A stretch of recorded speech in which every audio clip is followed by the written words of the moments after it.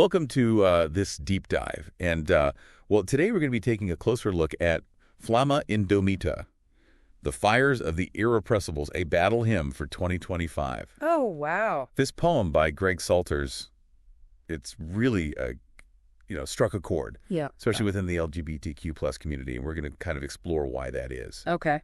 It's fascinating how Salters wrote this right after the 2024 election. With Project 2025 looming on the horizon, it feels so timely, wouldn't you say? Absolutely. I think the poem really captures a very specific moment in time, Yeah. a moment filled with anxiety and uncertainty, Right. but also with a powerful sense of defiance. Okay, let's unpack this a bit. The title itself, Untamed Flame. Right. What jumps out at you there when you hear those words? What kind of imagery comes to mind, especially thinking about it from the perspective of someone in the LGBTQ plus community? It's a powerful image, isn't it? Yeah. For me, it evokes this idea of a spirit that refuses to be contained or controlled. And fire, especially in the context of LGBTQ plus history, has so many layers of meaning. Oh, absolutely. And here's where it gets really interesting, because Salters doesn't just use fire as a general symbol. He weaves in these specific historical references. Yeah. We see it with Stonewall's flames, and then later with that incredibly poignant line about the AIDS epidemic. AIDS stole our loved ones as we bled.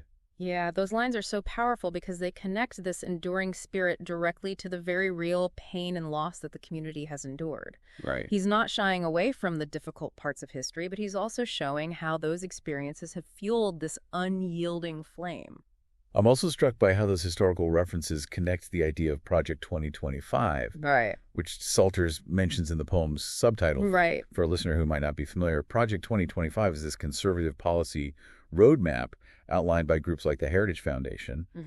It has got a lot of folks worried, particularly within the LGBTQ plus community, because some of the proposals directly impact things like LGBTQ plus rights and education. Right, and you can feel that anxiety woven into the poem. Yeah. But it's not just fear, it's this fierce determination to fight back against these potential threats. Yeah, you can really see that in lines like, "We are the fire they never sought," and "We blaze untamed, our hearts unbowed." Yeah. It almost feels like a declaration, a refusal to be intimidated. It's a statement of self-ownership. Yeah. Absolutely. It's saying we define ourselves. You don't get to dictate who we are or what we stand for.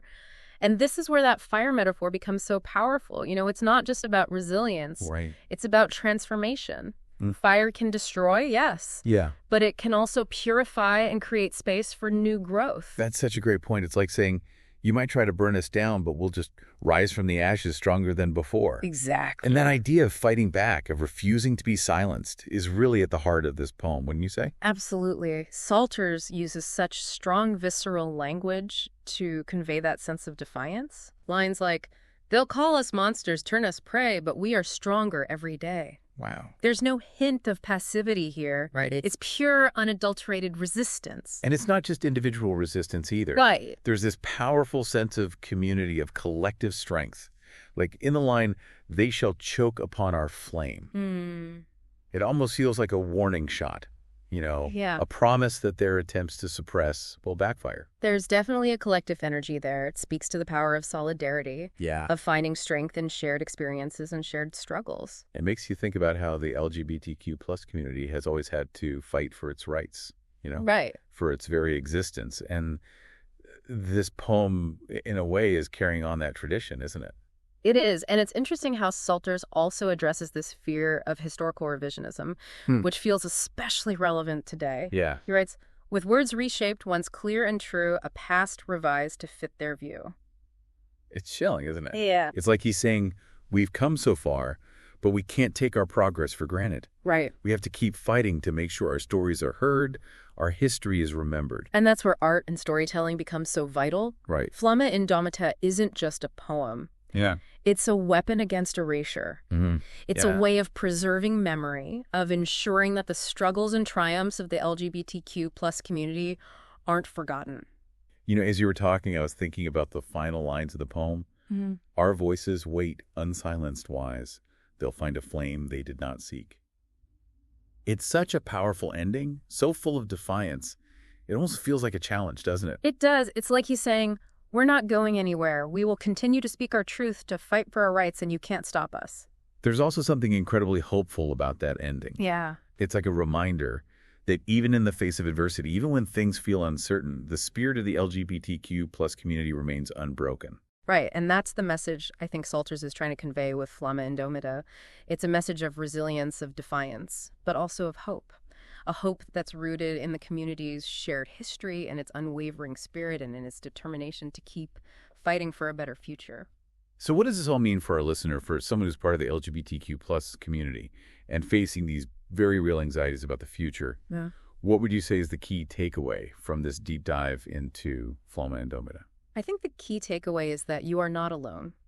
This poem is a testament to the enduring strength and resilience of the LGBTQ plus community. It's a reminder that you come from a long line of fighters, of survivors, of people who refuse to be silenced, and that legacy is something to draw strength from, something to hold on to, especially in times of uncertainty. And that's where this poem really resonates, right? Like a call to action. Yeah. A reminder that even in the darkest of times, there's this fire within us, this untamed spirit that can't be extinguished. What's so fascinating here is this poem written in response to very specific political events and anxieties. Right. It manages to transcend those specifics and speak to something much larger. It's true. It's like Salters has tapped into this universal human experience of resilience, Yeah. of fighting for what you believe in, even when it feels like the world is against you.